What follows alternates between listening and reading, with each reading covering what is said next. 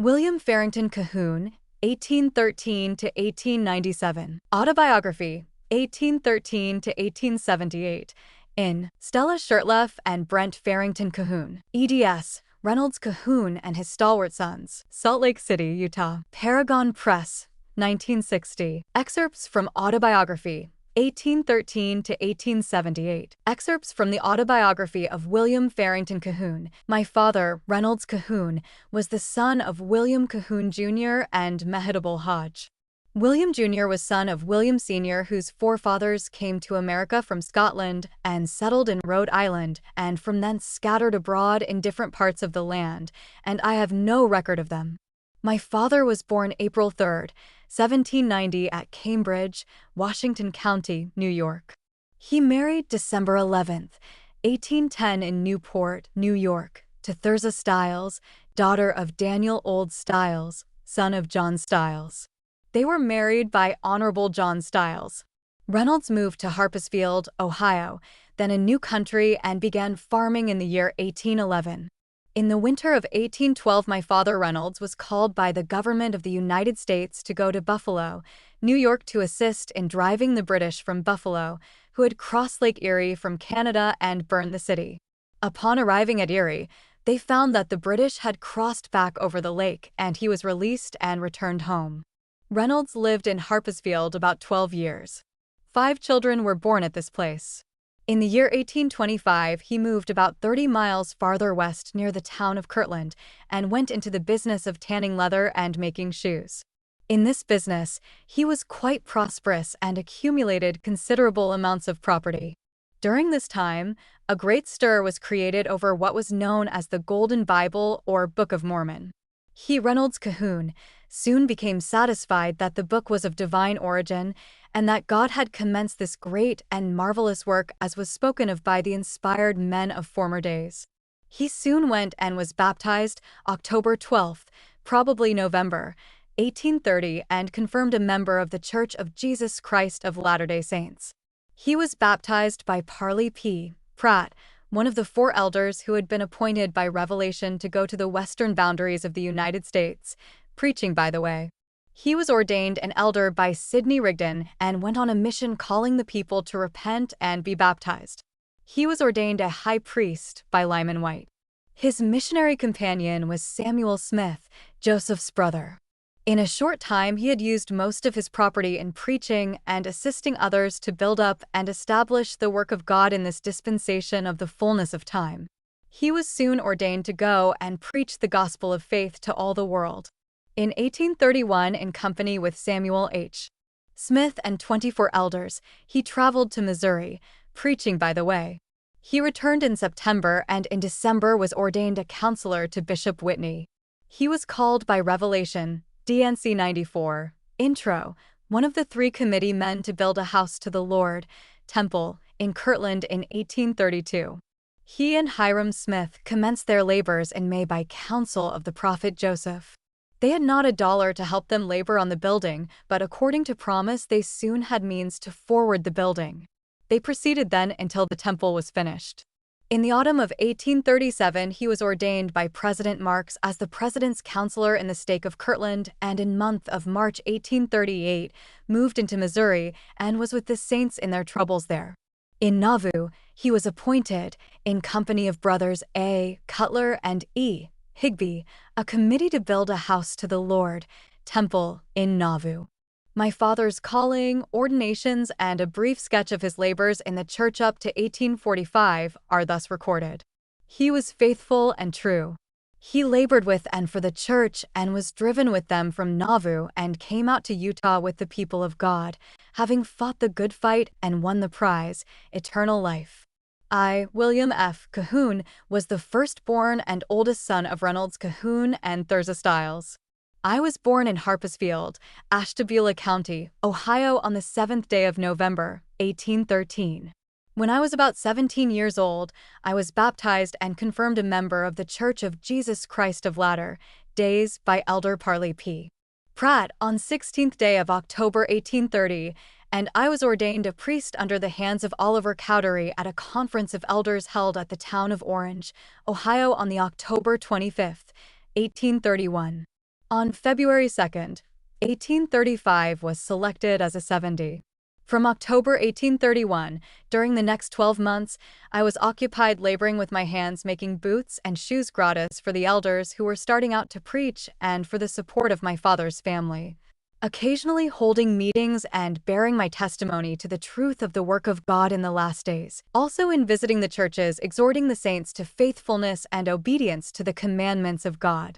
On the 19th of November, I started on a mission to the East in company with Zebedee Coltrane and John Boynton, with whom I traveled for a few days and then was appointed to travel with Father Reynolds, Cahoon, and David Patton. With the last, I traveled as far east as Silver Creek in the state of New York, preaching and baptizing in several places. The Lord accepted our labors, and we were greatly blessed laboring in God's work. I arrived home from my mission February 27th, 1833, and remained until March 21st, when I was then appointed to travel and preach the gospel in company with Elder A. Lyman. We traveled through the east of Ohio, through Pennsylvania, and part of New York, preaching and baptizing with great success. While with Elder Lyman, I was called by the voice of the church and ordained an elder. The Spirit of the living God was with us. The last part of August, I returned home and labored with my hands until May 5th, 1834. I then enlisted to go to the land of Zion in Jackson County and started with the volunteer company under the prophet Joseph Smith for the delivery of the brethren who had been driven from their homes by a ruthless band of mobocrats. On May 5th, 1834, the Zions camp left for Missouri. It was truly a solemn morning. We left our wives, children, and friends, not knowing whether we would see them again, as we were threatened by enemies that would destroy and exterminate us from the land. We were facing the lion in his den. Joseph Smith had made this pledge to us: "If you will go with me to Missouri and keep my counsel, I pledge that I will lead you there and back, and not a hair of your head shall be hurt." This Zion's camp marched through a population of tens of thousands of people like lambs among wolves, but no man among them opened his mouth to say, "Why do you do so?" On we marched singing our favorite song, "Hark, Listen to the Trumpeters," as told by William F. and Father Cole. While traveling across the vast prairie, treeless and waterless, they camped at night after a long and wearisome day's march.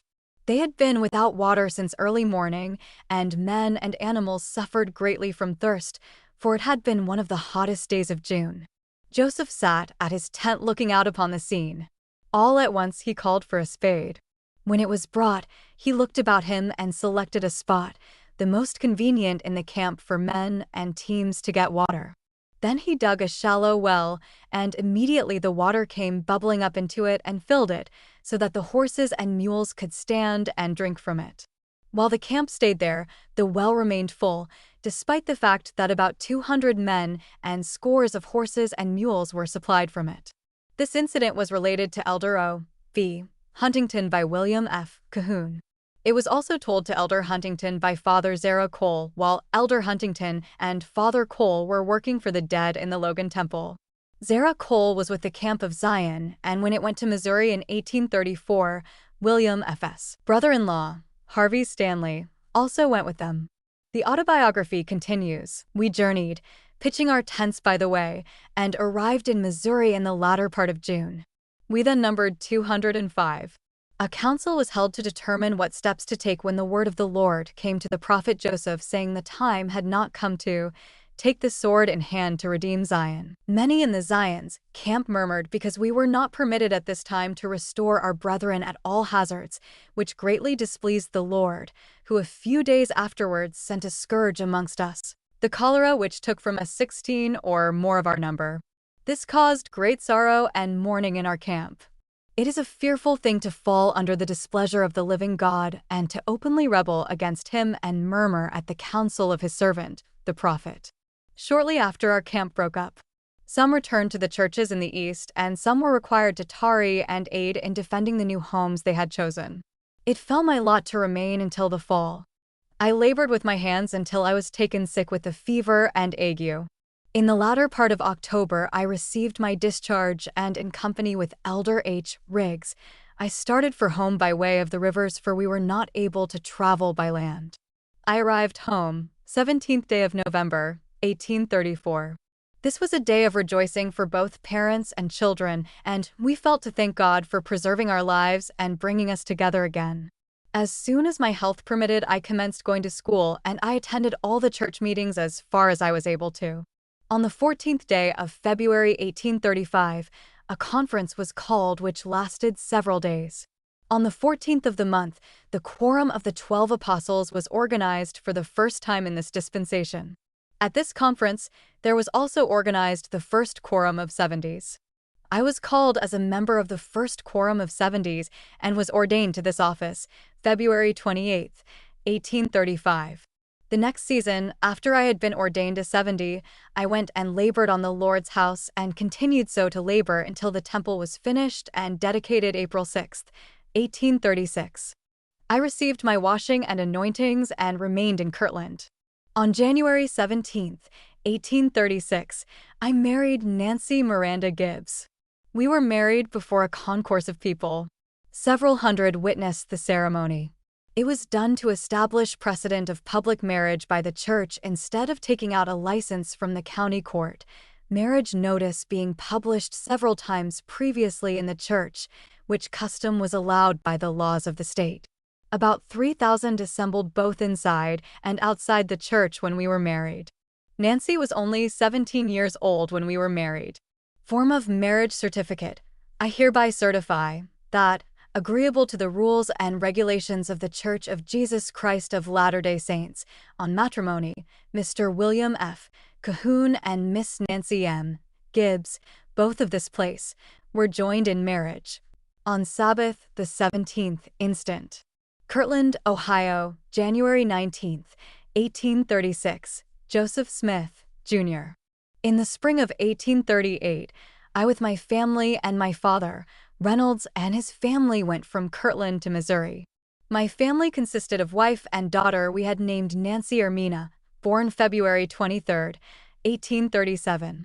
I left behind me a good lot all paid for which I labored very hard to get, also a good 7-room house well furnished and owned by myself. I could not dispose of it, so I turned the key and locked the door and left it, and from that day to this, I have not received anything for my property which is in the hands of strangers. However, we left it and went on our journey, pitching tents for a house. After a long and tiresome journey, we arrived at Far West, May 5, 1838, and we rejoiced to find the saints prospering and in good spirits. I remained here until the fall of the year, laboring for the support of my family.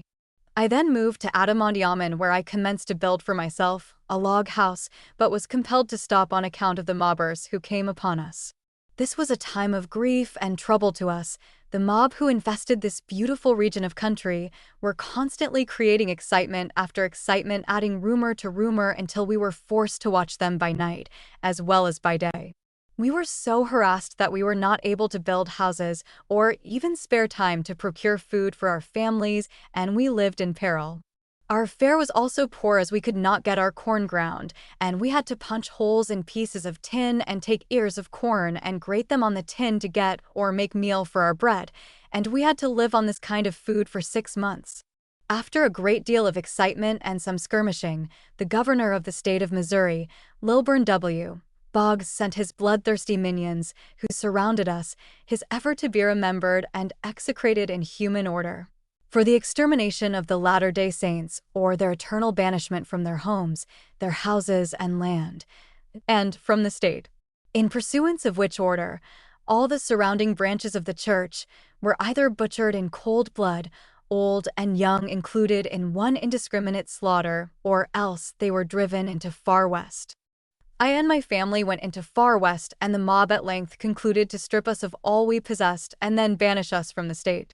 I was at Far West at the time of the arrival of the main body of Boggs' cutthroat minions. It was like opening the gates of hell, for such creatures as they were could come from no other place, or at least they were inspired by the fiends of hell to accomplish the devilish designs of the infamous scoundrel who sent them, Lilburn W. Boggs. I expect the Lord will reward him according to his works and give him his portion with his master, the devil. Amen. I, in company with all the rest of the church there, was arrested and put under guard. We were forced to sign a deed of trust of all we possessed.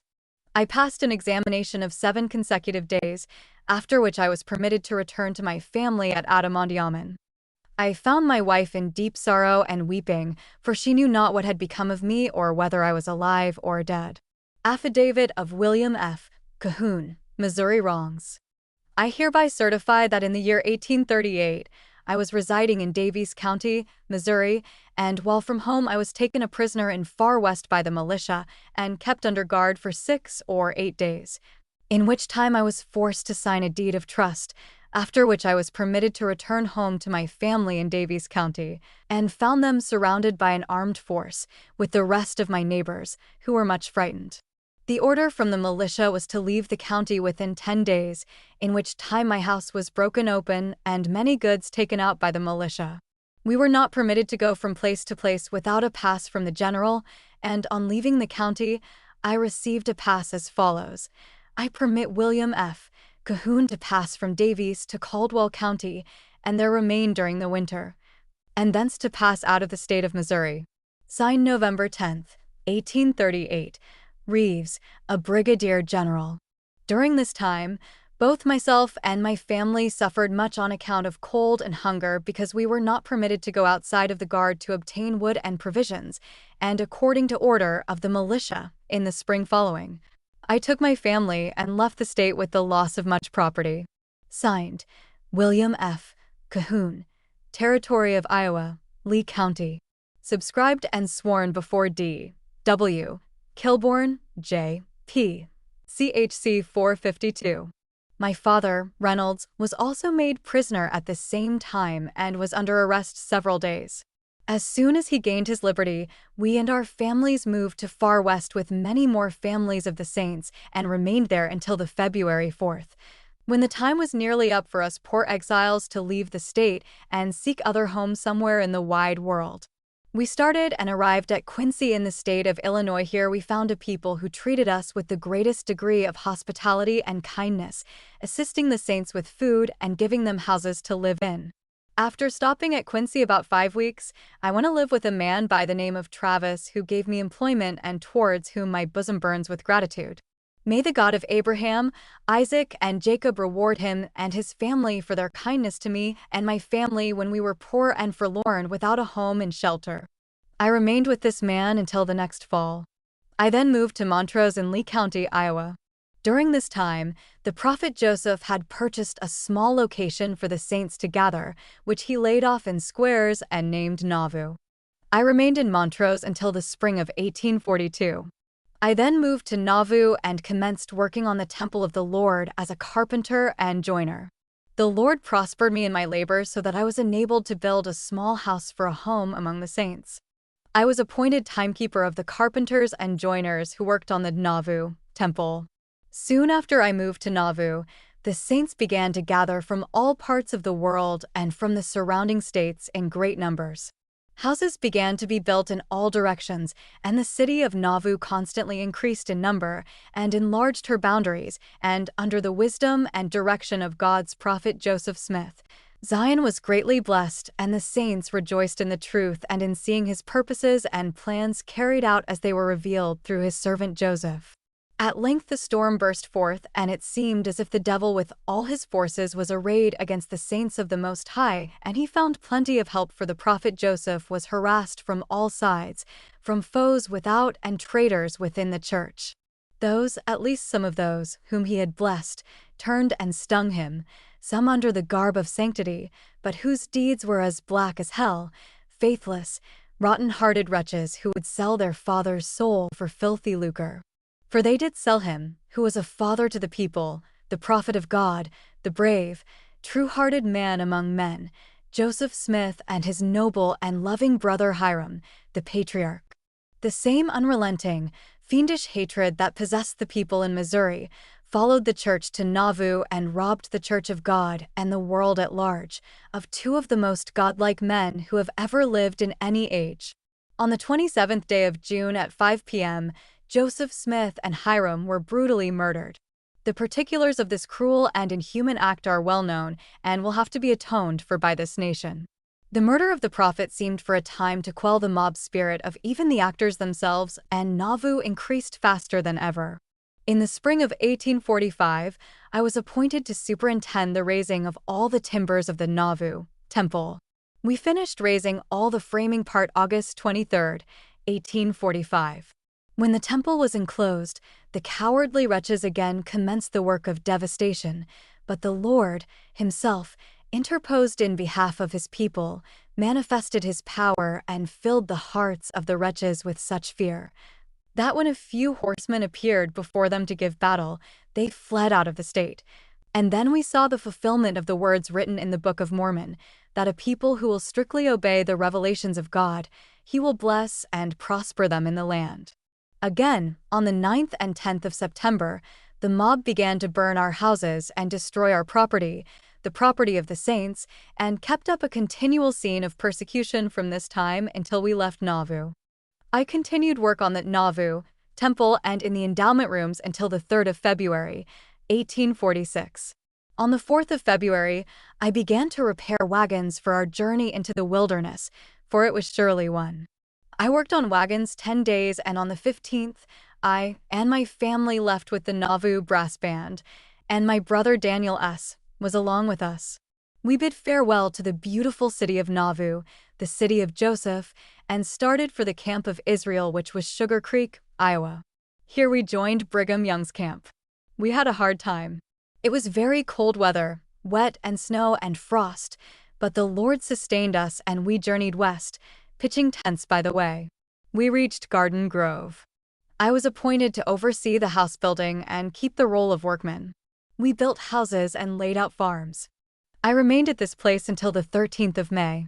I left my family at this place, took my team and my brother Daniel's family, and traveled first in Brother Spencer's company until the 19th, and then went back for my family. They were well. We then started west, and the 24th, we camped with Brother Charles C. Rich and others, and on the 26th, we arrived at the main camp. I remained at this place until the 7th of June. I then started back with my team to meet my father's family. On the 8th, I found them and Father Cutler and family. I remained behind to get some wagons they had left behind a few days before, while they continued their journey. On the 12th, we arrived at the main camp at Pisgah.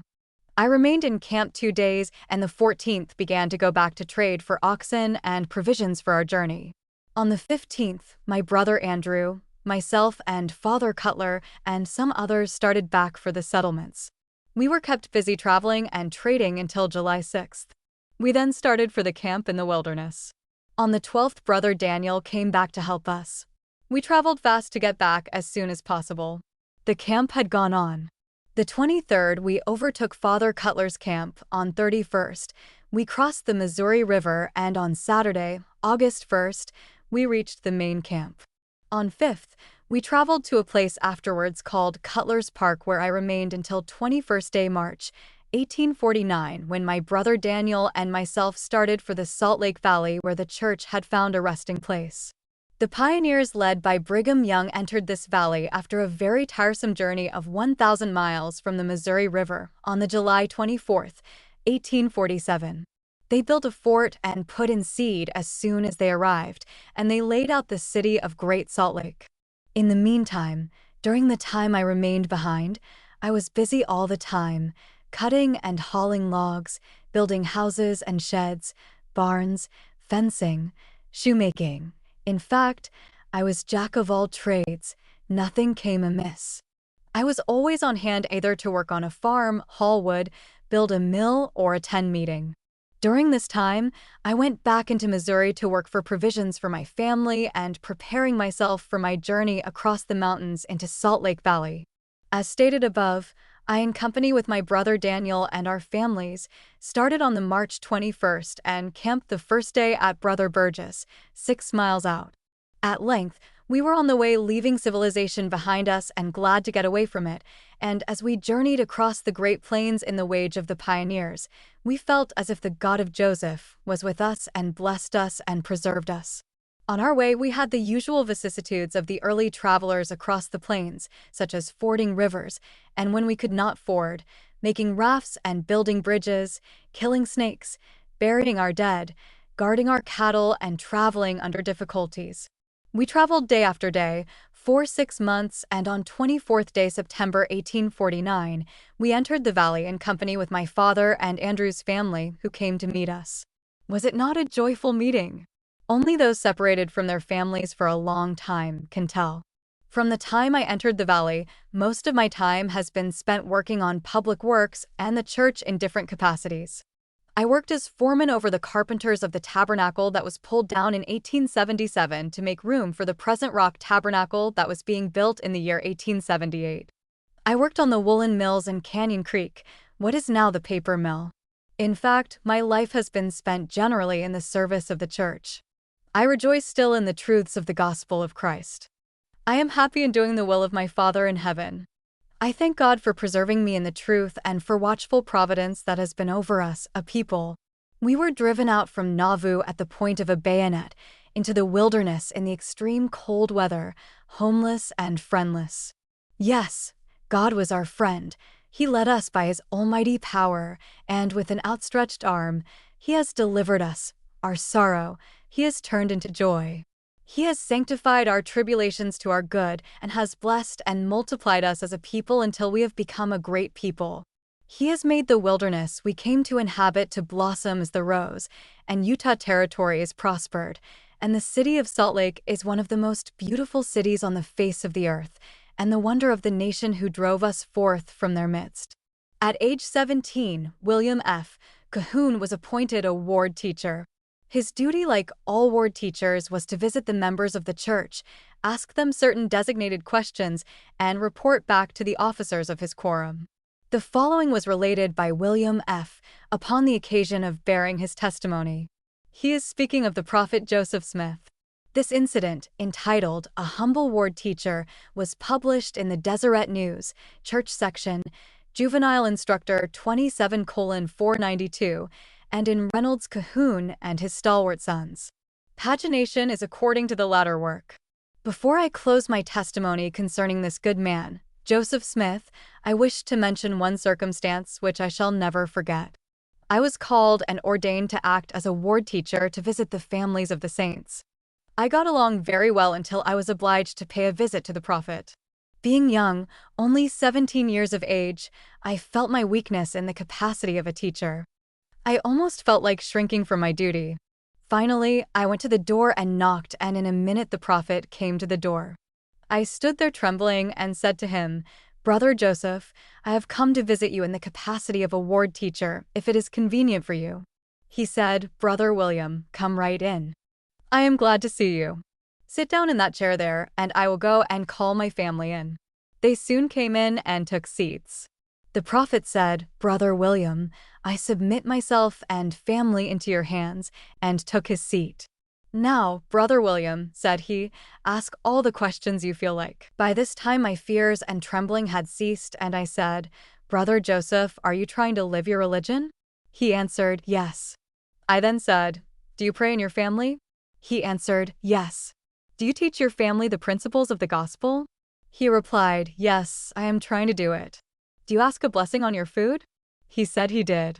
"Are you trying to live in peace and harmony with all your family?" He said that he was. I turned to Sister Emma, his wife, and said, "Sister Emma, are you trying to live your religion? Do you teach your children to obey their parents? Do you try to teach them to pray?" To all these questions she answered, "Yes, I am trying to do so." I then turned to Joseph and said, "I am now through with my questions as a teacher, and now if you have any instructions to give, I shall be happy to receive them." He said, "God bless you, Brother William, and if you are humble and faithful you shall have power to settle all difficulties that may come before you in the capacity of a teacher." I then left my parting blessing upon him and his family as a teacher and departed.